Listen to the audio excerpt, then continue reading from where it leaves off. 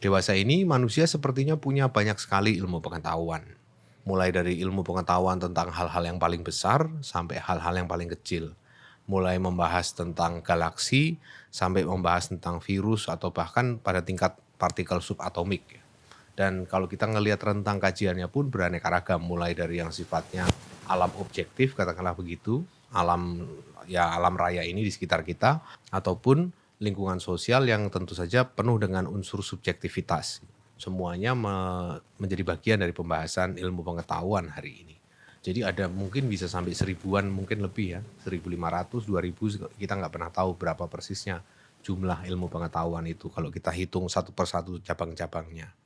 Di ilmu sosial misalnya kita mengenal kajian-kajian yang sangat spesifik seperti misalnya paleoantropologi ya. Artinya dia mengkaji tentang manusia, kebudayaannya, tetapi dalam konteks zaman prasejarah ketika zaman batu seperti itu. Jadi antropologi yang diterapkan untuk periode sejarah tertentu gitu ya. Sangat-sangat spesifik.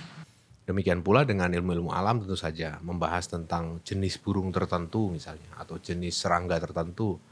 Misalnya ornitologi, itu suatu ilmu dalam biologi, satu cabang dalam biologi yang membahas tentang burung ya, dan sangat spesifik ya. Dan dalam ornitologi itu ada lagi percabangan yang lebih spesifik lagi, burung jenis apa gitu. Itu masing-masing tentunya akan menjadi sebuah ilmu pengetahuan juga, menjadi sebuah sains ya. Demikian pula dengan semut misalnya, entomologi kalau nggak salah, itu ilmu yang mengkaji tentang semut gitu. Nah, semut tertentu kan beda ya, misalnya semut rangrang atau semut hitam atau semut merah atau semut beracun atau apa, semut parasit dan seterusnya itu kan banyak sekali dan masing-masing kita bisa bayangkan itu membentuk suatu ilmu sendiri nanti di suatu hari nanti. Pertanyaannya kemudian, apakah ada suatu hari nanti suatu hal yang nggak bisa diilmukan, gitu? Suatu batas absolut dari ilmu pengetahuan. Di sini saya akan mencoba mengangkat satu pertanyaan, satu contoh, yaitu adakah ilmu tentang hari Rabu?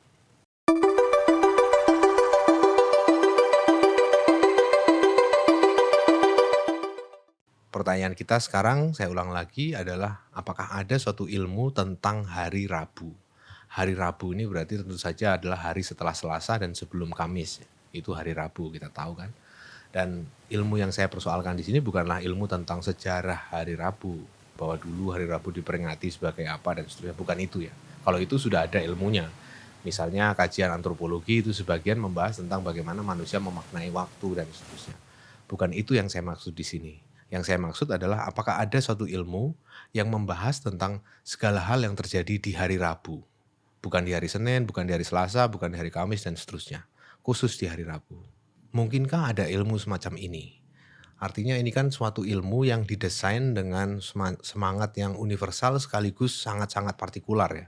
Universal karena dia membahas tentang sembarang hari Rabu, entah itu dari abad keberapa atau tahun jutaan tahun yang lalu, asalkan hari Rabu. Akan tetapi di sisi lain dia juga suatu ilmu yang partikular tentu saja karena dia tidak membahas apa yang terjadi di hari Minggu, Senin atau Selasa atau Jumat atau Kamis ya. Dia hanya membahas apa yang terjadi di hari Rabu. Jadi di satu sisi dia universal, sangat universal, membahas apapun ya, nggak mengenal cabang fisika, kimia, biologi, botani, matematika, ilmu sosial gitu. Tapi di sisi lain dia sangat partikular karena dia hanya hari Rabu. Pertanyaan saya tadi sekilas memang kelihatan konyol ya karena mempertanyakan kemungkinan adanya suatu ilmu yang secara khusus membahas tentang hari Rabu. Akan tetapi di sisi lain sebetulnya ini mengandung suatu masalah yang mendasar ya. Masalah mendasar itu adalah hubungan antara ilmu dan dunianya. Artinya apakah suatu ilmu bisa dikarang bebas membahas tentang dunia ataukah dia terkonstrain ya, terbatasi oleh suatu struktur inherent dari dunia ini gitu. Misalnya kita bisa saja membuat ilmu tentang biologi misalnya, ilmu tentang kehidupan. Segala macam hal yang hidup kita bahas dalam ilmu itu. Akan tetapi kita tidak mungkin mencampurkan meja dan kursi sebagai objek pembahasan dalam biologi karena itu bukanlah suatu objek yang hidup ya. Dia objek yang mati, kayu yang sudah diolah jadi meja dan kursi gitu. Berarti kan ada semacam constraint tertentu dari alam kenyataan ini yang membuat ilmu itu tidak bisa dikarang sembarangan ya. Walaupun dia isinya adalah suatu deskripsi yang benar tentang kenyataan ya, merepresentasikan kenyataan, tetapi ada suatu semacam hambatan dari alam itu yang tidak memungkinkan ilmu ini untuk bekerja. Contohnya tadi itu ya biologi yang membahas semua hal hidup, tapi kita campurkan ke dalamnya suatu objek-objek yang tak hidup gitu ya, secara sembarang. Demikian pula dengan matematika misalnya, kita membahas tentang sifat-sifat bilangan ya, sifat-sifat bilangan real atau bilangan asli atau bilangan cacah seperti itu. Tapi dalam konsep dalam kajian tentang bilangan itu kita memasukkan juga kajian tentang kucing misalnya. Kucing sebagai binatang ya, sebagai makhluk biologis itu kan nggak bisa masuk ke dalam kajian matematika kecuali ditangani sebagai suatu gejala matematis. Tapi kalau dia dihadirkan sebagai kucing yang berdarah daging itu, maka dia nggak bisa ditangani dalam satu pendekatan yang sama gitu. Jadi apa yang bisa disimpulkan di sini adalah bahwa ilmu bekerja dengan andaian tertentu tentang klasifikasi. Bahwa dunia ini tercacah menurut satu paket-paket tertentu gitu. Jadi ada paket yang disebut sebagai makhluk hidup, nah itu adalah wilayahnya biologi. Ada paket lain yang disebut sebagai benda fisik non hidup dan juga bisa termasuk di dalamnya benda hidup, itu adalah fisika misalnya. Dia membahas tentang benda-benda mati tapi juga struktur yang mendasari gejala-gejala hidup ya, gerak manusia, pergerakan burung dan seterusnya seperti itu. Jadi ada semacam paket-paket tertentu yang diandaikan dalam kajian tentang ilmu ya, kajian tentang dunia. Artinya kita tidak bisa mencacah alam semesta ini sembarangan lalu kita membuat ilmu tentang sembarang cacahan yang kita hasilkan ya. Cacahan kita harus sesuai dengan apa yang memang berlaku di alam dengan kata lain. Nah, dalam bahasa filsafat ilmu inilah yang disebut sebagai carving nature at its joint. Jadi ibaratnya seperti menatah atau mencacah alam itu, mengukir alam itu, memotong-motongnya sesuai dengan sambungannya gitu. Sambungannya ini bukan kita yang bikin, alam itu yang menyediakan gitu.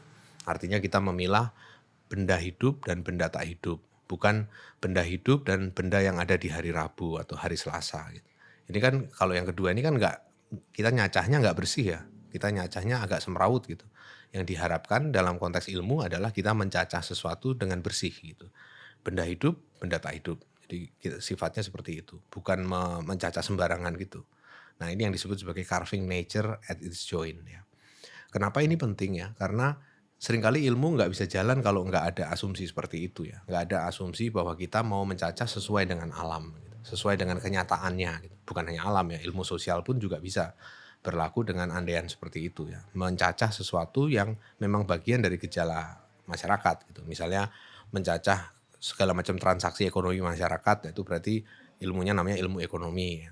Terus kemudian mencacah lagi segala macam gejala sosial yang berkaitan dengan kebudayaan, itu namanya antropologi misalnya seperti itu. Jadi tidak mungkin itu kemudian kita nyacahnya sembarangan, misalnya seperti membahas semua manusia, aktivitasnya yang terjadi di hari Rabu atau Selasa, atau misalnya ilmu agama misalnya membahas tentang segala macam tindakan keagamaan manusia ya, tindakan religius, spiritualitas dan seterusnya, tapi dengan asumsi bahwa manusia itu menggunakan baju berwarna kuning atau berwarna biru seperti itu. Itu kan absurd sekali membuat andaian-andaian seperti itu. Suatu ilmu agama, bayangkan teori tentang bagaimana manusia menjalankan praktik keagamaannya sejauh berlaku bagi manusia yang menggunakan kaos atau t-shirt warna biru atau warna kuning. Kan nggak ada dalam riset manapun itu, di jurnal manapun, suatu kajian tentang tindakan beragama bagi mereka yang menggunakan kaos kuning. Yang ada adalah suatu kajian tentang tindakan keagamaan yang dilakukan oleh sekelompok umat tertentu di wilayah tertentu ya. Bukan tindakan keagamaan yang dilakukan oleh sembarang manusia dari sembarang zaman, dari sembarang tempat, asalkan mereka menggunakan pakaian yang berwarna kuning atau berwarna biru atau berwarna merah dan seterusnya. Ini kan yang kedua ini kan nggak masuk akal sama sekali karena dia mencacahnya sembarang itu tadi.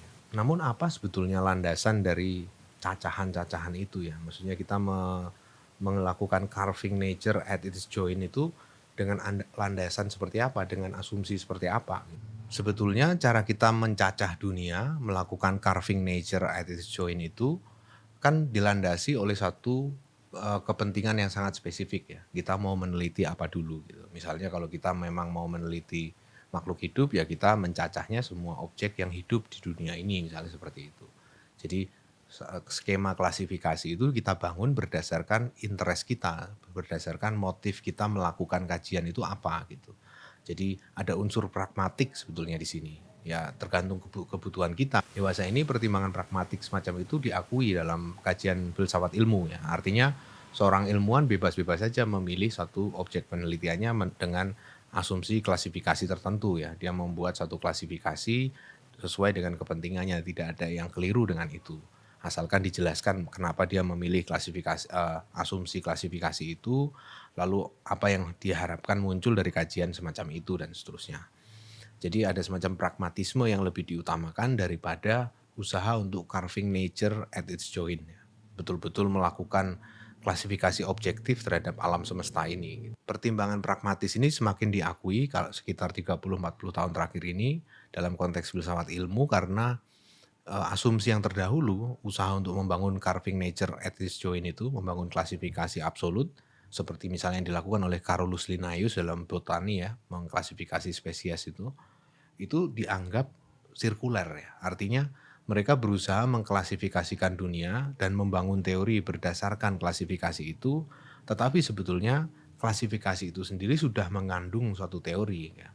Jadi orang seringkali memandang bahwa teori klasifikasi itu hanyalah persis menggambarkan apa yang ada di kenyataan ya. Mereka tinggal memotong-motong, terus kemudian dari situ dianalisis ya hasil potongannya gitu.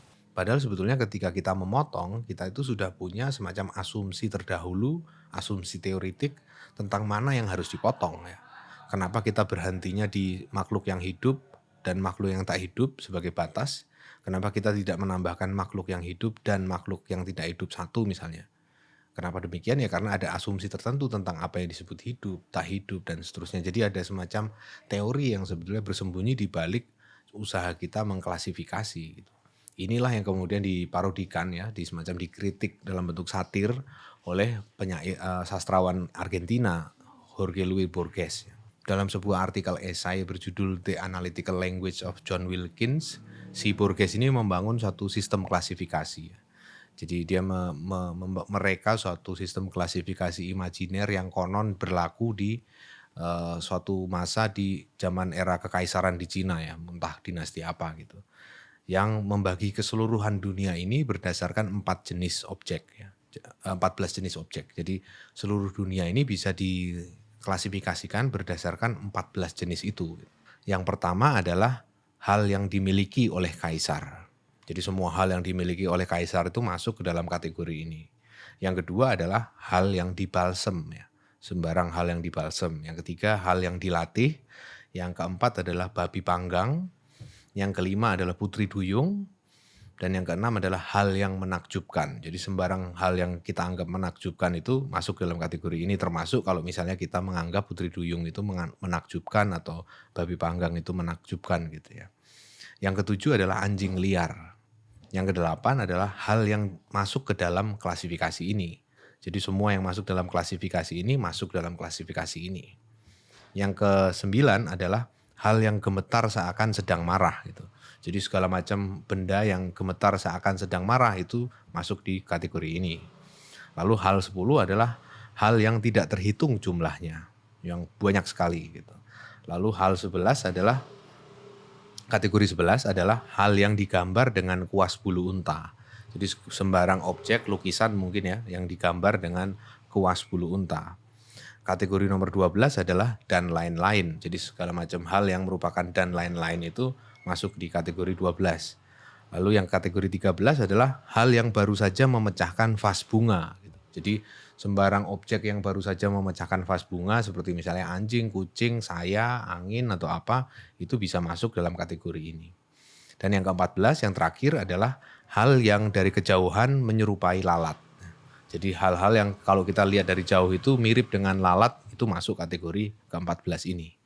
Nah bayangkan bagaimana suatu sains dibangun, suatu ilmu dibangun atas dasar klasifikasi 14 hal ini. Ini klasifikasi universal ya, asumsinya seluruh dunia, seluruh alam semesta ini bisa digolongkan menurut 14 kategori ini. Gitu.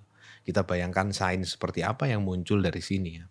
Sains yang membahas khusus tentang hal-hal yang menakjubkan atau sains yang membahas tentang hal-hal yang baru saja memecahkan vas bunga gitu.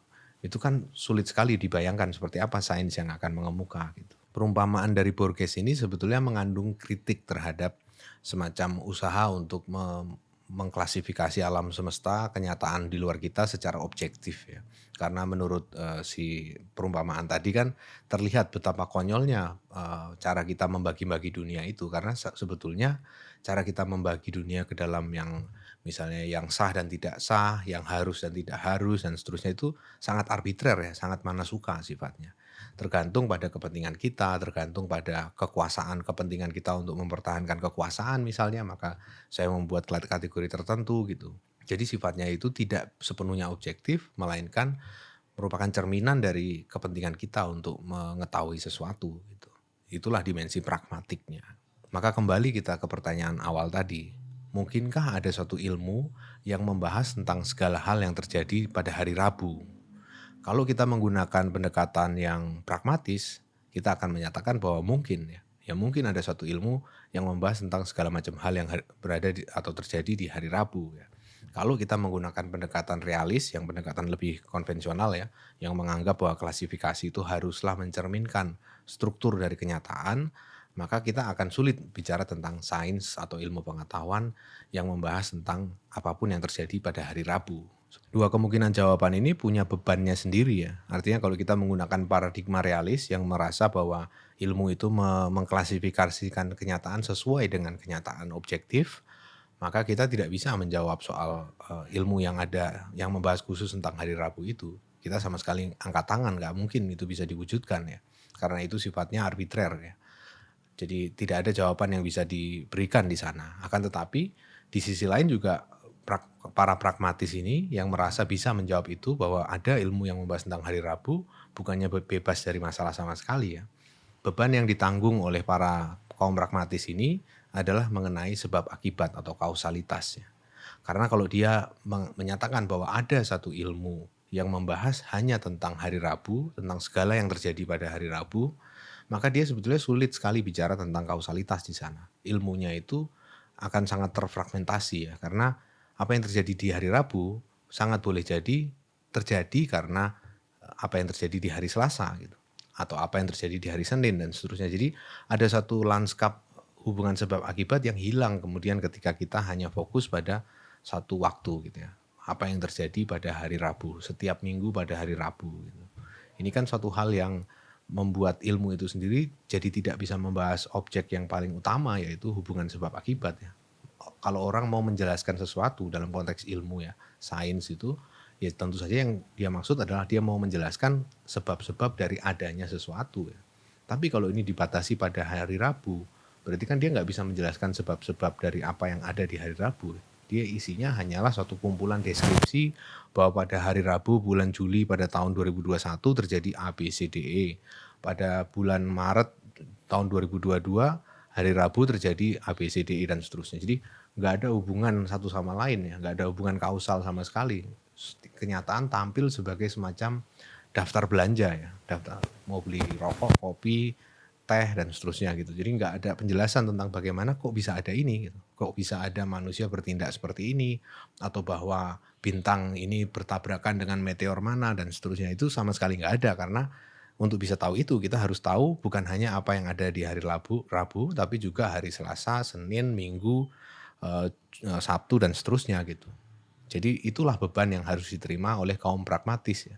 Ketika mereka merasa mau bisa mengklasifikasi dunia sesuai dengan kepentingan setiap orang, bebas-bebas saja, maka ada satu hal yang tidak bisa mereka jelaskan, yaitu objek utama dari ilmu pengetahuan itu sendiri, yaitu kausalitas.